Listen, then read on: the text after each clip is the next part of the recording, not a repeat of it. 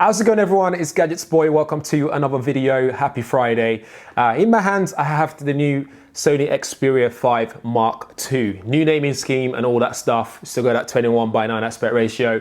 But without further ado, let's get into it, see what you get in the box, and let's just dive deeper into everything that's in here, like the Cinema Pro application and the Photo Pro application as well. Let's take a look. Inside the box, you get everything you need to get started. In fact, this is probably the most minimal sort of unboxing experience I've ever had. Inside the box, you get the phone itself, nice and lay there for you. You have the user guide to have a read through and warranty information. And you also have a USB-C cable to charge it up with, and that 3-pin brick that comes in the box. Besides that, there's no SIM ejector tool because the phone itself has a flap that you open to take the SIM card out and the memory card. So you don't need a SIM ejector tool. Besides that, there's nothing else in the box, and that's just as simple as that packaging is. It feels really light. Taking a closer look at the device, you notice the round frame that it's got here as well. And it's really tall. It's got that 21:9 aspect ratio. You got your front-facing camera there with the dual speaker system there, stereo speakers. And then you look up top, you have a 3.5mm headphone jack, which is really cool. So you can listen to music using your 3.5mm headphone that you've already got, and charging it at the same time via the bottom using a USB-C charging cable. And on the side, you have where the SIM card goes, and up to 1TB of microSD card as well. Using that flap, you just flip it open and pop your memory card and SIM card in there as well. On the right side, you have a few buttons here, which is quite a lot. You got your volume rocker, you got your power button, which is also where your finger touch ID sensor is. So that's embedded in there, integrated in there, which is pretty cool. I like that. It's very responsive as well. And then you got a dedicated shutter camera for your camera work. And then you've got a Google Assistant or just your general assistant button as well, which is kind of useless. One thing I would have loved them to do for that button is being able to use that as a shoulder button when gaming. So when gaming, that switches to something else. But unfortunately, it doesn't do that. But you can still connect your DualShock Sony PlayStation controller and play games, play Android games using your PlayStation 4 controller, for example. You'll be able to do that still. So on the back, you have your triple camera setup, which is pretty cool. But before we get there, the front screen itself is a Full HD Plus AMOLED display, and it can give you 120 Hz of refresh rate. What you've also got is a Corning Gorilla Glass 6, which is the latest one. So this should be a lot more robust and free from scratches more than you would the previous gen.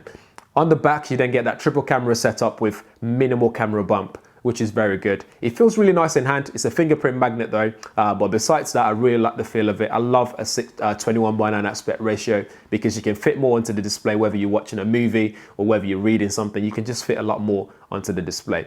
Where things really get serious here though is a couple of areas. You've got settings first, so when you go into settings and you go into your display area, you got a few things that you can do here. So you got your image quality settings, so you can control the color gamut, which when you select creator mode, things get a little bit better for creativity. So when you're shooting movies, you get a 10-bit color of HDR specification here, which is pretty cool. You get more color out of it. And I don't know about color accuracy, but it should be accurate as well. Knowing Sony, they would have done that with this. You then got that X1 for mobile technology as well with video image enhancement. So again, using that area, using that settings improves video and quality of videos and quality of images as well. But mainly videos because quality are clearer, they're sharper and more natural as well in terms of effects. Coming out of that, then you then got your refresh rate. Your eye refresh rate is off by default unless you're gaming, but you can turn that on so it's always on for when you're reading books, when you're watching movies and so on. So things looks a lot more fluid and smoother as well. Another area to check is your adaptive brightness. Turn that on because that will save your battery life. And then in interaction, you got side sensor still there to be able to access your application, and it uses AI as well to learn your favorite application, so that is populated the more you use it. The next area to check in the settings is sound. So when you go into sound, you got that dynamic vibration. It's still there, so it kind of vibrates to what you're watching and it syncs up to whether you're watching a movie or whatever. That is there as well.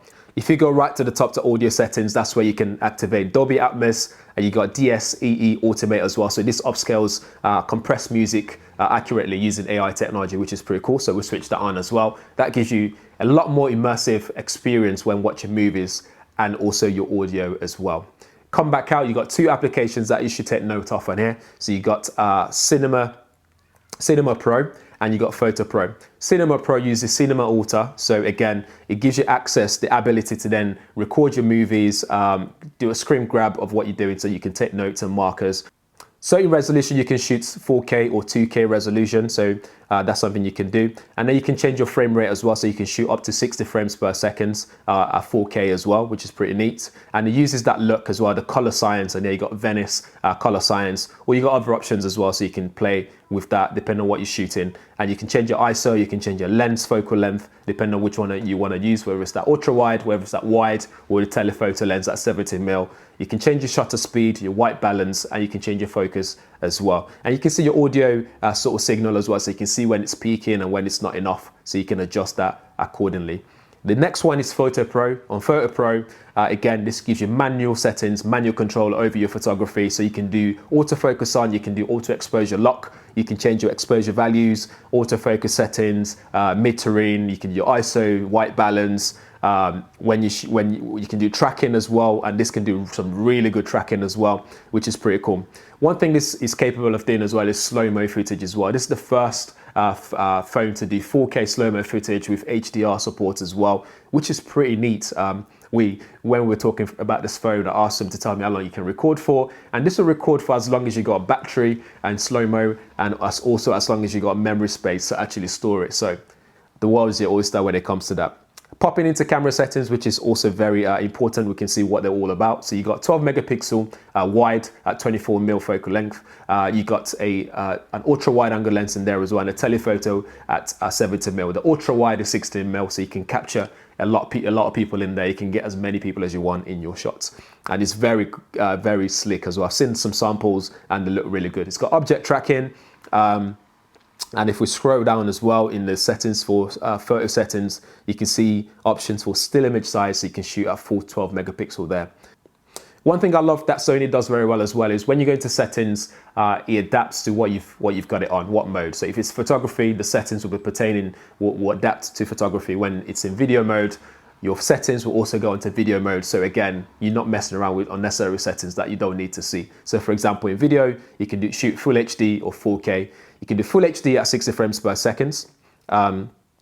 And 4K as well, you can do up to 60 frames per second with HDR as well. You got object tracking, smile tracking, and this can track animals and people as well, which is pretty neat. You got video stabilization as well, and 4K at H.264 for file compatibility and compression as well. On the front, you have an 8 megapixel f2.0 aperture camera there, and this will give you a nice 84 degrees field of view. So again, you get as many people as you want in your shots when you're taking selfies as well. Also with that display, I think I said AMOLED earlier, is actually OLED display. So Full HD Plus OLED display at 6.1 inch as well. Elsewhere, you have IP65 and 68 water and dust resistant, so this should be nice and secure in terms of using it when it's raining, for example. You've got 8 gig of RAM in here and 128 gig of internal storage that you can expand. And for processor, you have Snapdragon 865 from Qualcomm and the 5G version. So this is also 5G. And this will cost you £799. And I think all in all, you get a really nice package for that price point.